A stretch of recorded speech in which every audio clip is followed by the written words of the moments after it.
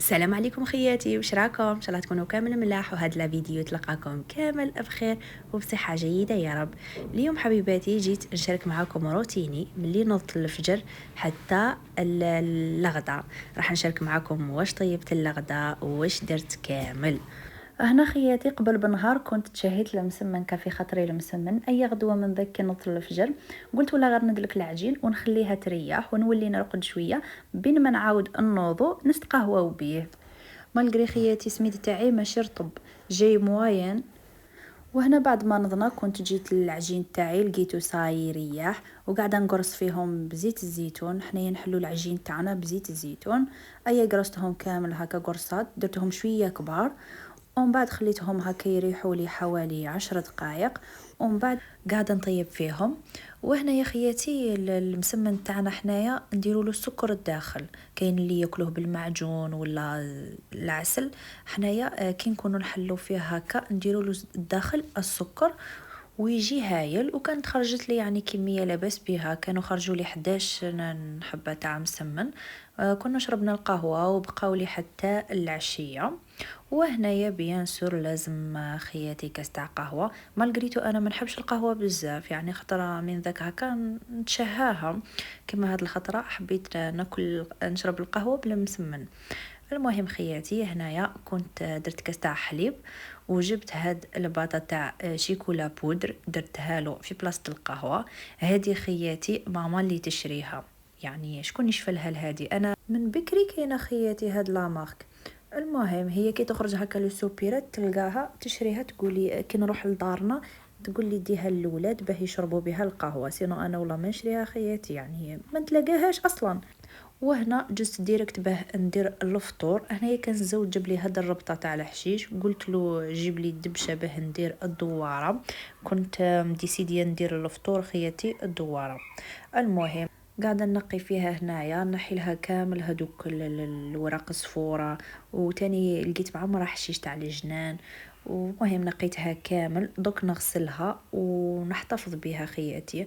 اللي نستعملو واللي ما نستعملوش نقطعو كامل الصغير ونديرو في ساشي كونجيلاسيون ونحطو في الفريغو هكا. كي نسحق هكا شويه نجبد.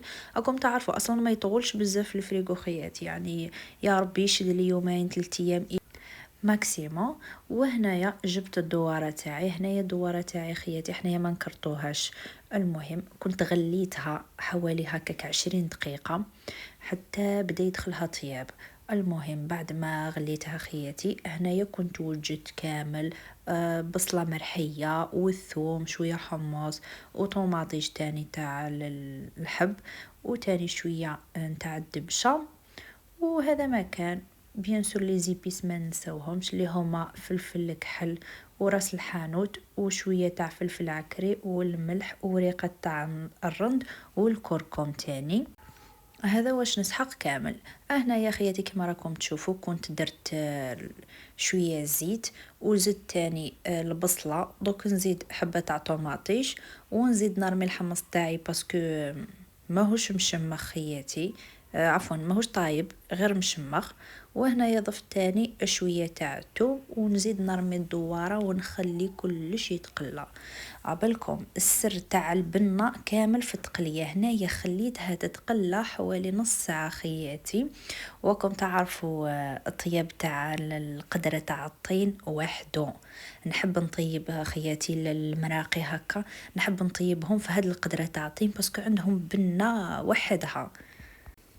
المهم كما راكم تشوفوا ارميت كلش مع بعض، درت لهم لي زيبيس وكامل وغطيت القدره تاعي وخليت كلش يطيب بعاقل وخليتهم يتقلاو هكاك مليح.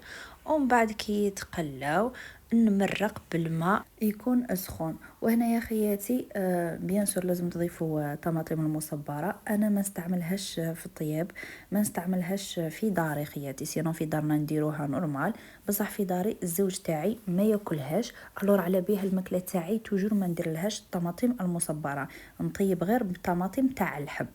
وهنا خياتي كانت المرقه تاع الدواره تاعي طابت، هنايا كنت زدت لها شويه برك باه تختار ونطفي عليها. ودوك خياتي راح نجوز نوري لكم كيفاه ندير الكسره تاعي، نوري لكم طريقه تاعي يعني كيفاش نطيبها. المهم كما راكم تشوفوا هنايا عندي السميد، هنايا درت سميد قيس ندير كسره واحده برك، وزدت درت الملح. انا هكا ندير الملح هكا خياتي باه يجيني القيس. الملح عينك ميزانك، عبالكم كلش نديرو عيني ميزاني عفوا.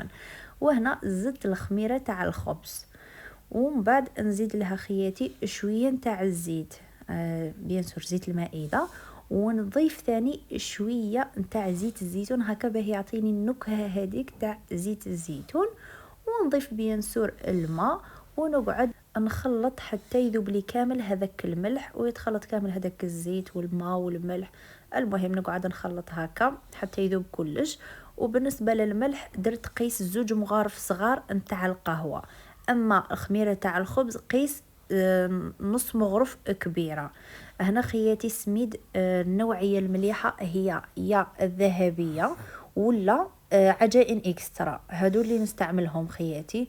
وتجي الكسره تاعكم بزاف بنينه ومقرمشه وطريه من الداخل. المهم قاعده ندلك فيها هنايا ونجمعها كامل. الا كانت تخصها الماء زيدوا ضيفوا لها شويه الماء، وقعدوا تلموا فيها وتعجنوا حتى تولي لكم بهذا الشكل. ونحلها كامل بالحلال، وبيان سور تاني كي نحلها نثقبها كامل بالفرشيطه.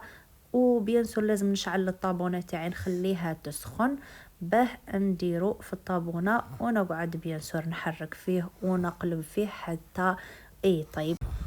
وهنايا بعد ما طاب لي خياتي شوفوا كيفاه جاتني الكسره تاعي محمره ومقرمشه وطريه من الداخل وبيان سور رقيقه.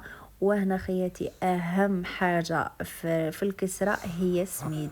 لازم السميد تاعك يكون نوعيه مليحه، كما قلت لكم كاين ذهبيه وكاين عجائن اكسترا، هادو بزاف ملاح تخرج الكسره تاعهم مليحه. وما كانش كيما السميد الخشن ولا المتوسط في الكسره، هو اللي يجي شباب، هو اللي يعطي هذيك القرمشه وكامل. اما لا كان السميد تاعك رطب صعيب شويه في الخدمه ويعييك شويه. الا كترتيلو الزيت ممكن يجيك يعني يقرمش وكامل، بصح لكن ما كترتيلوش الزيت راح يجيك الاستيك. وهنا يا خياتي وجدت للطابله، هنايا قعدت نفطر. انا ما نحبش ندير الحشيش الخضر فوق الماكله تاعي خياتي، ليسونسيال انا ناكلها هكا وشهيه طيبه وشهيتكم في الجنه ان شاء الله. وما كانش كيفاش ما نزيدوش كاس تاع غاز وكاس تاع كوكا. وضفت تاني قطعت شويه دلاع هكا حطيته في الطابله. وهذا ما كان. وهنا خياتي نكون وصلنا لنهايه الفيديو. ما عليا غير نقول لكم تهلاو في رواحكم، ان شاء الله نشوفكم في فيديو جديد ولا روتين جديد. وإلا عجبتكم لا فيديو متنسوش ديروا لي جيم هكا باه تطلع لي لا فيديو خياتي، واشتراك في القناه باه كل ما نحط جديد يطلع لكم. ومع السلامه.